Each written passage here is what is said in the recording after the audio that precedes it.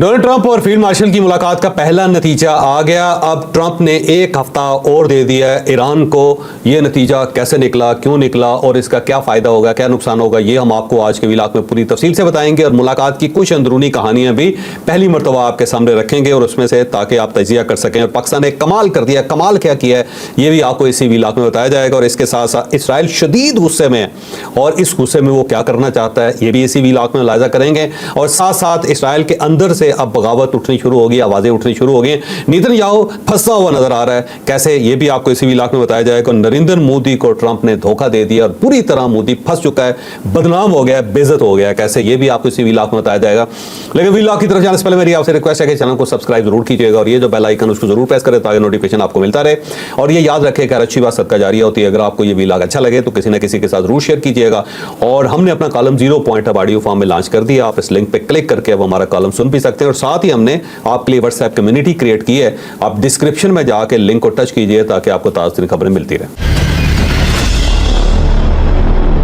अस्सलाम वालेकुम नाज़रीन, मैं हूं फरूख अब्बास न्यूट्रल बाय जावेद चौधरी में। नाज़रीन, ऐसे लग रहा है कि जैसे जो डोनाल्ड ट्रंप हैं वो हमारे फील्ड मार्शल के मुरीद हो गए हैं। अब जो मुलाकात हुई है उस मुलाकात के बाद लोगों की उम्मीदें तो बहुत सारी थी, किसी कुछ पॉजिटिव थी, कोई डरा हुआ था कि क्या होगा। लेकिन जब फील्ड मार्शल से मुलाकात के बाद डोनाल्ड ट्रंप ने गुफ्तगू की तो अब वो गुफ्तगू मैं आपको, वैसे तो आपने सुनी ली होगी, लेकिन उसमें कुछ ऐसी चीजें हैं जो अभी तक डिसाइफर नहीं हो पाई।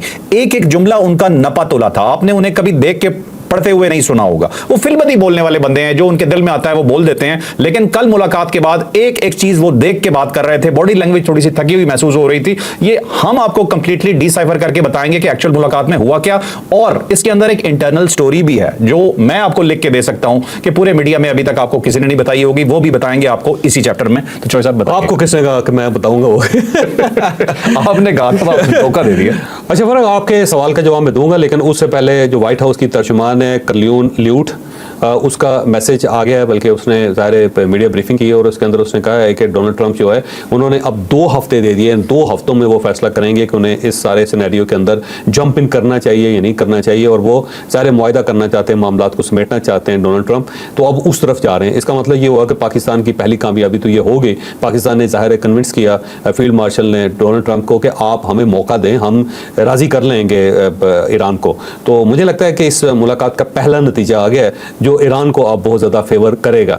और इस दौरान ईरान जो है मुझे लगता है कि वो फटियाँ पकेड़ देगा इसकी, इसराइल की।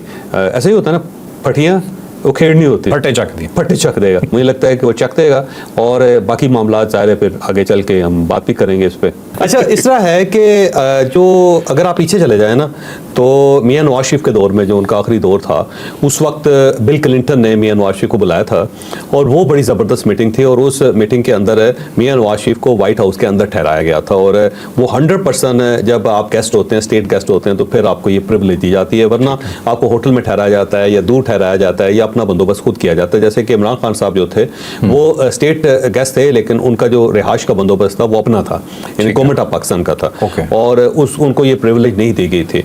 तो आप ये समझें कि बिल क्लिंटन का दौर जो था उस वक्त मियां नवाज शरीफ साहब को ये प्रिविलेज दी गई, उनको ये ऑनर किया गया कि उन्हें बाकायदा वाइट हाउस के अंदर ठहरा के प्रॉपर 100% स्टेट गेस्ट उनको तस्लीम किया गया था। उसके बाद अब जाके ये आप ये समझें कि 27-28 साल बाद जाके दोबारा ये मौका है कि पाकिस्तान को इज्जत मिली है। और इसके अंदर भी यूनिकनेस ये है कि जो जनरल आसिम मुनीर है फील्ड मार्शल, वो ना प्रेसिडेंट है ना ही वो प्राइम मिनिस्टर हैं, वो सिर्फ आर्मी चीफ हैं।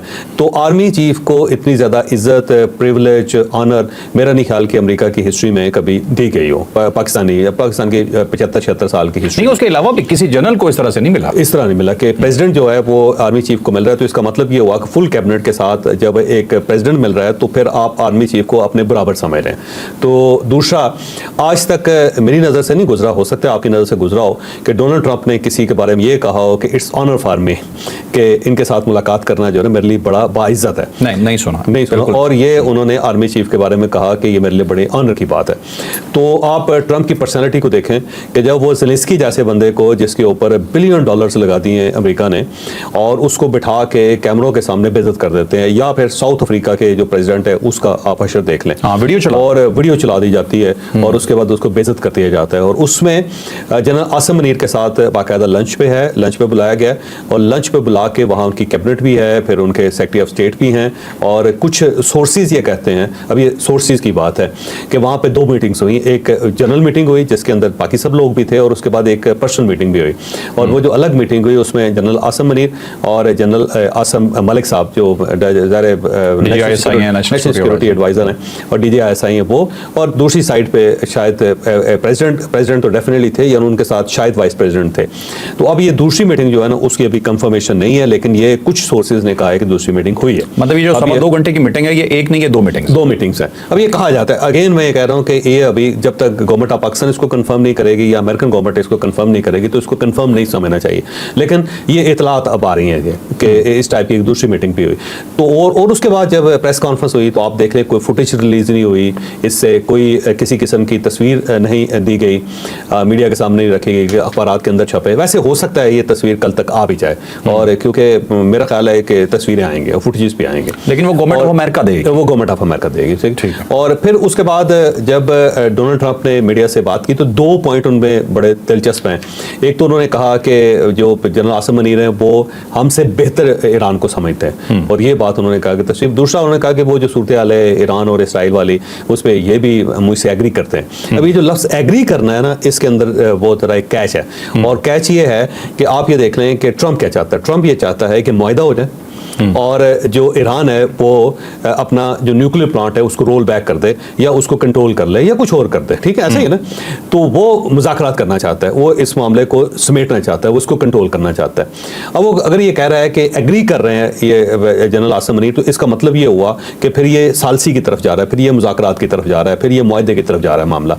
और मुझे यूँ लगता है कि गवर्नमेंट ऑफ पाकिस्तान ने, जनरल आसिम मुनीर साहब ने ये ऑफर की होगी डोनाल्ड ट्रंप को कि आप हमें मौका दें, हम ईरानियन के साथ बात करके, क्योंकि हम उनको अंडरस्टैंड करते हैं, अच्छी तरह अंडरस्टैंड करते हैं, वो हमें अंडरस्टैंड करते हैं और वो हम पे डिपेंड भी बहुत करते हैं और अब रिलाय भी बहुत ज़्यादा कर रहे हैं। तो आप हमें मौका दें, जो आपकी शराइत है वो हमें बताएं और हम उनके साथ निगोशिएट करके फिर दोनों को टेबल पे लाके मामला को सेटल करते हैं। आप इसराइल को संभालें, हम ईरान को संभालते हैं।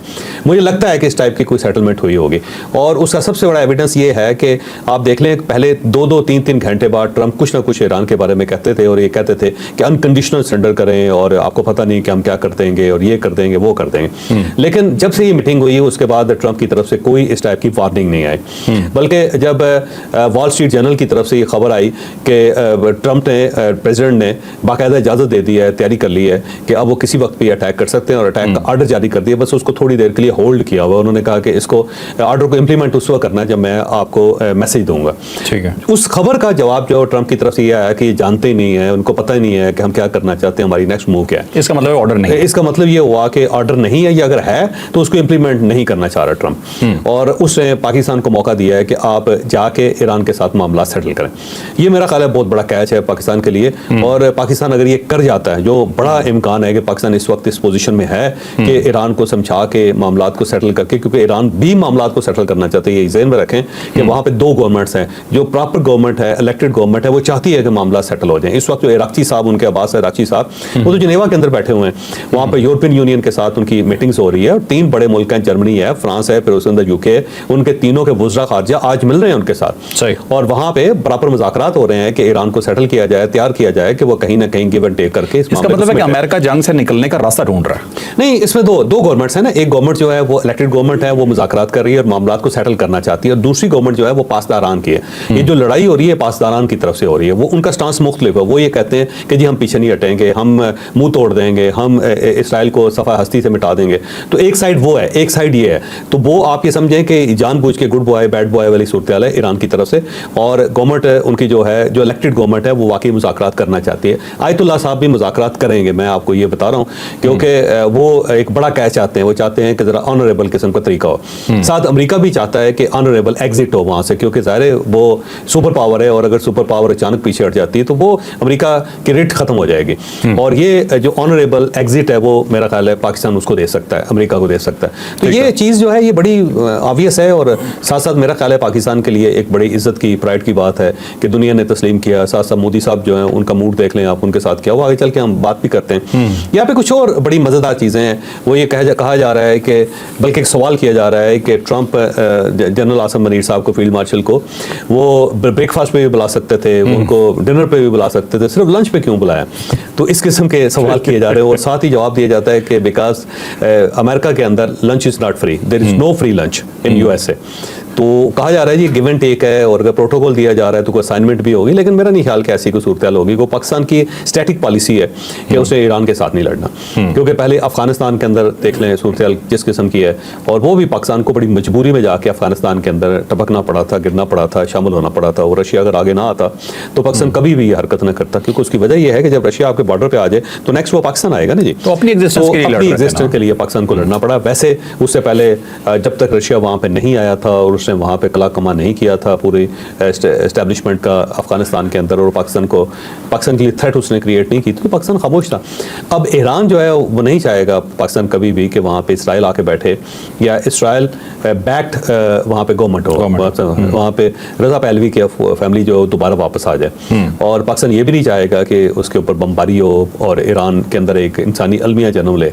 तो पाकिस्तान इस मामले को बड़ा कंट्रोल कर सकता है, और इस वक्त पाकिस्तान की पोजीशन ये है कि ईरान जो है बहुत शक्कर पाकिस्तान के नारे लगा रहा है और पाकिस्तान के बहुत करीब है, और स्पेशली जो इंडिया ने उनको डस्ट पहुंचाई है, जो इंडिया ने उनके साथ धोखा किया, उसके बाद तो पाकिस्तान ईरान के बहुत ही करीब है, और ईरान समझ रहा है कि पाकिस्तान इस वक्त बड़ा मजबूत कंट्री है। और साथ जो अमेरिका है वो भी पाकिस्तान को इस वक्त अपना दस्तरखान बिछा के दरवाजे खोल के बैठा हुआ है।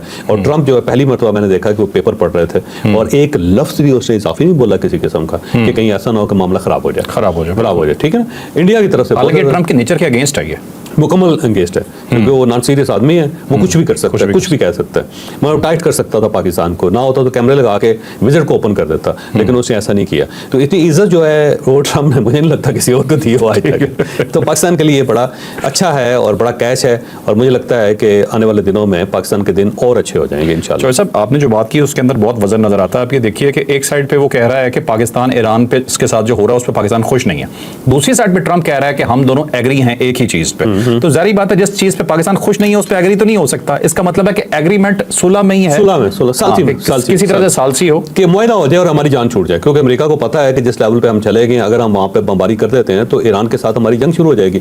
और ईरानियन जो है बड़े खौफनाक लोग हैं, फिर ऐसा नहीं है, पहले जब अफगानिस्तान के ऊपर अमेरिका ने बमबारी की थी तो उसका क्या नतीजा निकला, 9/11 का वाकया हो गया था। अगर ये इन्होंने ईरान के साथ भी इस तरह पंगा ले लिया तो ईरानी तो अजीबोगरीब सी कौम है, फिर तो वो कोई ना इनके एम्बेसी छोड़ेंगे ना इनके बैरी बेड़े छोड़ेंगे, तो फिर तो ये आपसे समझे खुदकुशी के मिशन पे रवाना हो जाएंगे, जो बिल्कुल अमेरिका अफोर्ड ही नहीं कर सकता इस वक्त। पूरे मीडिया में ये क्वेश्चन उठा हुआ था, डिसाइफर नहीं कर पा रहे थे इस चीज को, कभी एग्रीमेंट किस चीज पे है भाई? जब पहले उसने जुमला बोल दिया तो इसका मतलब है एग्रीमेंट सुलह पे, क्योंकि पाकिस्तान तो खुश ही नहीं है सुलह पे। और चोई साहब, दूसरा हमारा टॉपिक ये तो ऑलमोस्ट आपने इसके अंदर ये कवर तो सारा ही कर लिया है कि पाकिस्तान ने जी मना लिया है। मैं अगर आपसे एक्चुअल में चंद जुमलों में कहूं कि बता दें कि क्या पाकिस्तान ने वाकई मना लिया अमेरिका को मुज़ाकरात के लिए?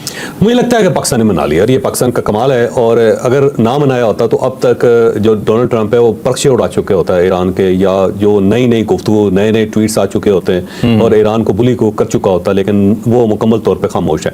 अच्छा, यहाँ पे ना अब सवाल ये है कि ईरान को टेबल पे कैसे लाया जाएगा। बड़ा सिंपल फार्मूला है कि जैसे कि उनके जो आयतुल्लाह है ना खामनेई साहब, उन्होंने 2003 के अंदर ये फतवा जारी किया था, अगर आपको याद हो, फतवा ये जारी किया था कि जो हम एटम बम नहीं बनाएंगे। उसकी वजह यह है कि मास डिस्ट्रक्शन है और बड़ी इंसानियत इसका शिकार हो सकती है, तो हम कोई ऐसा हथियार नहीं बनाना चाहते जिसके अंदर लाखों लोग मर जाएं। तो उन्होंने फतवा दिया हुआ है, इसी वजह से ईरान जो है उसने कोई एनरिचमेंट का बहुत ज़्यादा प्लान उसका नहीं है, ना ही बम लेवल तक उसने जाना है। फिर इसके साथ साथ IAEA देख लें, आज उसका वर्जन देख लें, उन्होंने कह दिया है कि ईरान ने कोई बम नहीं बनाया और ना ही वो इस लेवल तक जाना चाहता है। तो अब वो अपोजिट वर्जन ले रहा है। IAEA, इन्हें शर्म नहीं आनी चाहिए ज्यादा यार, ये बहुत ज्यादा जो हमारी हमला, इतने लोग शहीद होने के बाद आप कह रहे हैं हमने तो ये कहा ही नहीं। इंटरनेशनल फोरम्स है ना सारे के सारे, ये ज्यूश हैं ज्यादातर, आप सीजन में रखिए गया या उनकी पुष्ट बनाई है उनको, और इसी वजह से इस टाइप की हरकतें करते हैं, जैसे लीबिया बर्बाद हो गया, जैसे इराक बर्बाद हो गया, फिर जैसे सीरिया बर्बाद हो गया, हमास बर्बाद हो गया, लेबनान बर्बाद हो गया, अब ये ईरान की तरफ बढ़ रहे हैं। तो ये बेसिकली इंटरनेशनल फोरम्स हैं, ये अगर इनकी कभी एनालिसिस किया जाए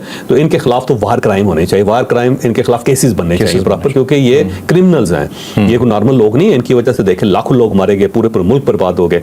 और ये जो इसराइल ने हमला किया उससे पहले एक रिपोर्ट आई ना जी, अब IAEA जो है अब इसका नया वर्जन देख लो। ये इसका मतलब ये हुआ कि ये तो क्रिमिनल्स हैं, इन्होंने तो लाखों लोगों को बर्बाद कर दिया, कितने मुल्क बर्बाद हो गए। तो ये इंटरनेशनल फोरम जितने हैं, जितनी एजेंसीज हैं, अगर आप इनको थोड़ा सा डीप जाके देखेंगे तो पता ही चलेगा कि ये किसी और जगह से ऑपरेट हो रही हैं और ये मैसनरीज हैं, बिल्कुल आप ये समझो क्रिमिनल्स हैं ये। तो अब दूसरा जो वर्जन लिया जा रहा है, इसका वर्जन का मतलब ये है कि अब वो ईरान को भी सेफ एग्जिट दे रहे हैं, अमेरिका को भी सेफ एग्जिट दे रहे हैं और साथ साथ इसराइल को भी सेफ एग्जिट दे रहे हैं कि कल को ये अमेरिका कह सकता है, इसराइल कह सकता है कि जनाब वो हमें गलतफहमी हुई थी वहां पे, तो उन्होंने बम ही नहीं बनाया। गलतफहमी में इतने बंदे शहीद हो गए, ये तो है ना, ये तो ट्रेजेडी है इसकी। तो बहरहाल मुझे लगता है कि एक सेफ एग्जिट ईरान को भी दिया जाएगा, अमेरिका को भी दिया जाएगा और साथ इसराइल को भी दिया जाएगा। इसराइल को ये है कि ठीक है आपने फर्दो जो है उसके ऊपर आपने बम फेंक दिया आपने, लेकिन वो खास डैमेज नहीं होगा वो। और साथ ईरान की तरफ से ये डिक्लेरेशन आ जाएगी कि जनाब इस लेवल तक हम इसको एनरिच नहीं करेंगे यूरेनियम को, ठीक है, ये लेवल है।